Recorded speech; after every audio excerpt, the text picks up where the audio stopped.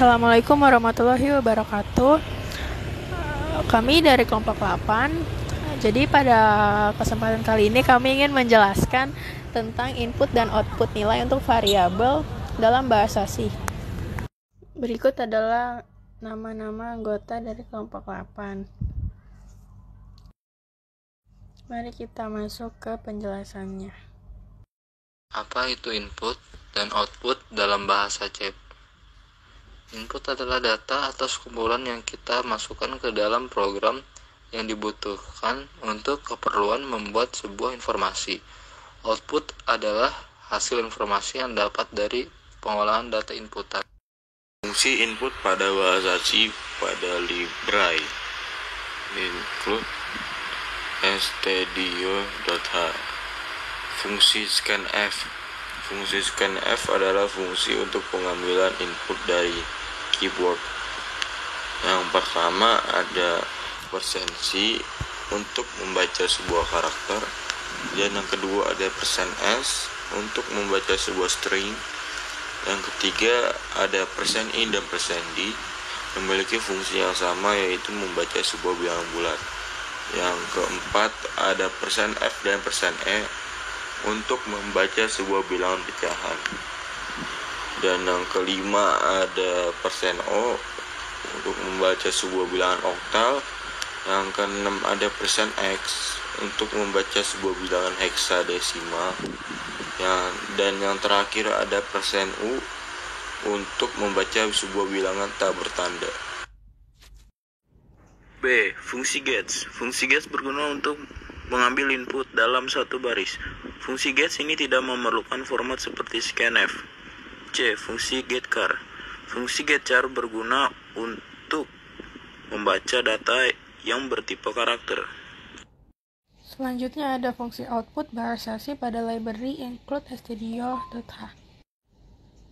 A. Fungsi printf. Fungsi printf merupakan fungsi untuk menampilkan output ke layar komputer.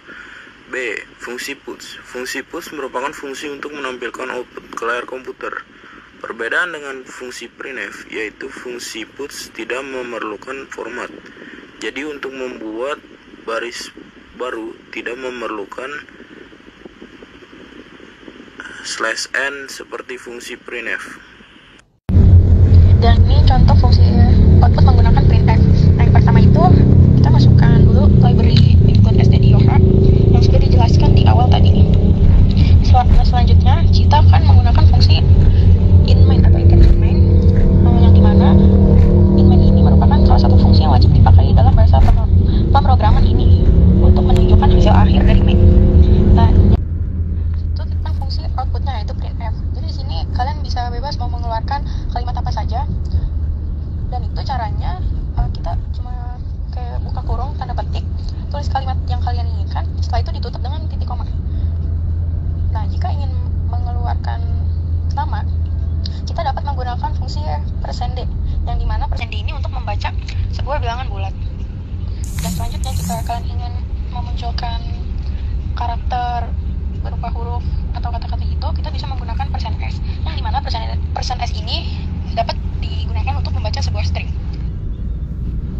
Selain itu, kita juga ada contoh fungsi output menggunakan puts.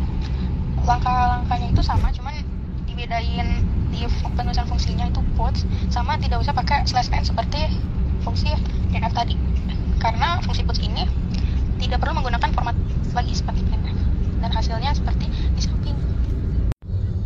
Dan yang terakhir ini adalah contoh menggunakan printf dan gets. Jadi langkah awal itu masih sama, cuman beda kita memasukkan variabelnya. Itu kan ada char, dan itu tuh untuk mengeluarkan karakter. Dan selanjutnya kita nulis integer angka, yang dimana itu untuk memasukkan variabel. Selanjutnya kita ingin mengeluarkan suatu kalimat, dan pastinya kita menggunakan printf yang sudah tadi dijelaskan. Dan selanjutnya karena kita ingin mengisi setelah kalimat di print, kita dapat menggunakan fungsi gets, dan itu akan muncul setelah itu. Nah, jika kita ingin menampilkan hasil yang tadi, kita bisa menggunakan fungsi printf lagi, yaitu dengan cara memasukkan variabel yang sudah diterapkan di awal tadi, kayak yang di nama lengkap ini kan titik 2 %S. %S itu fungsinya untuk membaca sebuah string. koma, huruf. Dan itu huruf itu merupakan variabel yang sudah kita masukkan di awal tadi. Selanjutnya sampai habis, selesai. Cukup sekian dari kelompok kami. Terima kasih sudah menonton. Wassalamualaikum warahmatullahi wabarakatuh.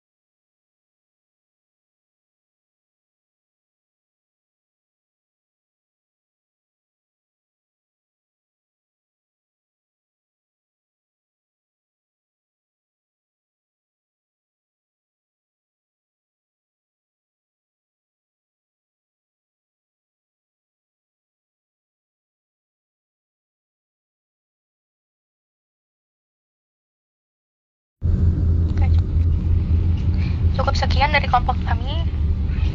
Terima kasih sudah menonton video ini sampai habis. Wassalamualaikum warahmatullahi wabarakatuh.